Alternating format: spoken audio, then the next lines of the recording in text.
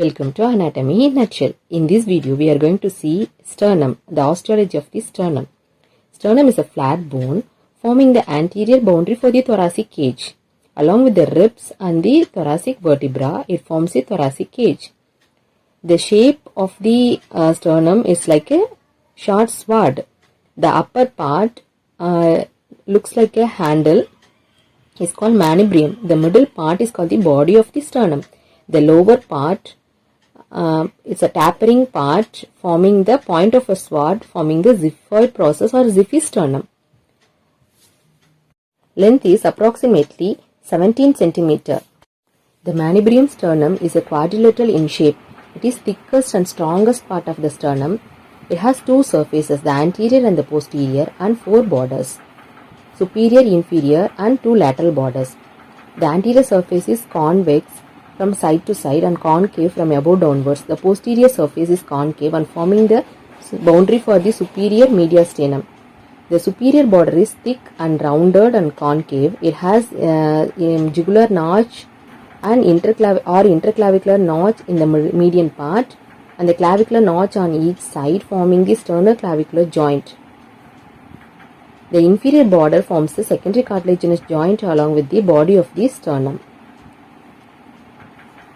Forms an angle. The angle is called angle of Louis. The events takes place at the sternal angle. It is an important question in the Viva as well as in the MCQ.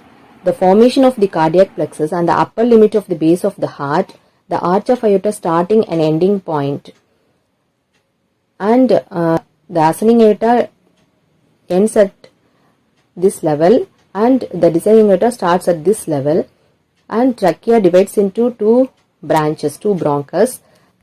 The lateral border forms a primary cartilaginous joint with the first costal cartilage, and it has an demifacet, that is half facet, for the second costal cartilage in the lower aspect. Coming to the attachments on the manubrium sterni, the anterior surface gives attachment to the pectoralis major muscle and sternal head of the sternocleidomastoid muscle. The posterior surface gives origin to the sternohyoid and the sternothyroid muscle. The suprasternal notch gives attachment to the lower fibers of the interclavicular ligament and the investigating layer of the deep cervical fascia. Origins of the clavicular notch in the superior border gives attachment to the capsule of the sternoclavicular ligament. Coming to the body of the sternum. The body is longer and narrower and thinner than the manubrium. It has two surfaces, anterior and posterior, and two lateral borders and two ends, upper and the lower end. The anterior surface is flat. There are three ill-defined lines, that is the transverse ridges present in the anterior surface of the sternum, that indicates the development of the sternum from four small segments. They are called sternebrae.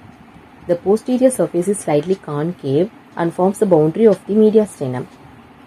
The lateral borders of the body of the sternum forms a synovial joint with the third to sixth costal cartilages.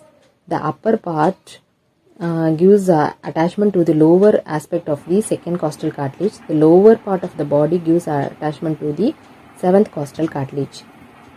So the upper end forms the secondary cartilaginous joint with the manubrium. The lower end forms the primary cartilaginous joint with the xiphisternum.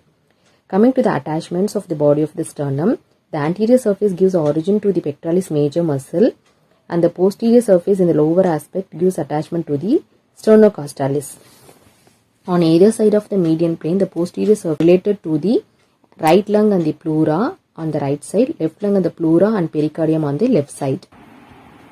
Between the facets for the articulation with the costal cartilages, the lateral border provides attachment to the external intercostal membrane and to the internal intercostal muscles. Coming to the xiphoid process.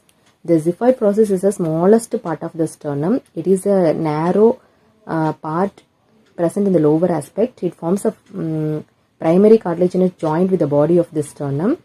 Sometimes it may bifid or perforated.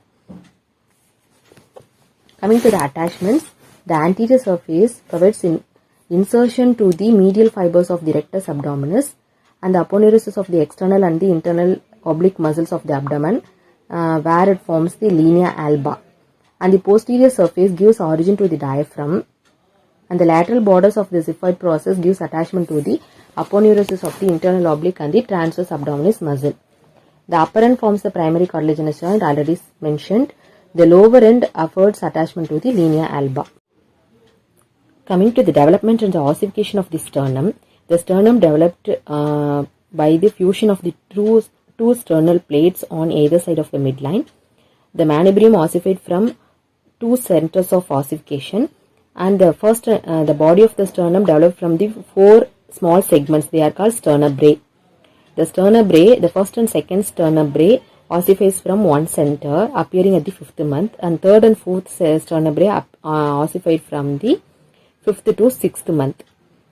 They fused and forming a single bone, that is the body of the sternum. For the xiphoid process appears during the 3rd year and fused with the body of the sternum by the age of 40 years. Coming to the clinical anatomy, the bone marrow examination usually takes place in the sternum. We made a puncture with the wide bore needle and take a bone marrow, and we will give the histopathological test to rule out the hematological conditions. Two developmental anomalies are the funnel chest and the pigeon chest. In the funnel chest, the sternum is depressed, that is, it looks like a concave, and in the pigeon chest, there is a forward projection of the sternum. The congenital anomalies related to the sternum, that is, a non-fusion of the sternal plates, causes the ectopia cordis.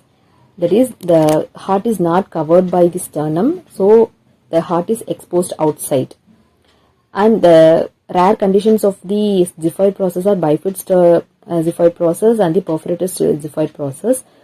And for the cardiac surgery, we are doing the sternotomy, or that is the opening of the sternum or splitting in the midline for bypass surgery of the heart.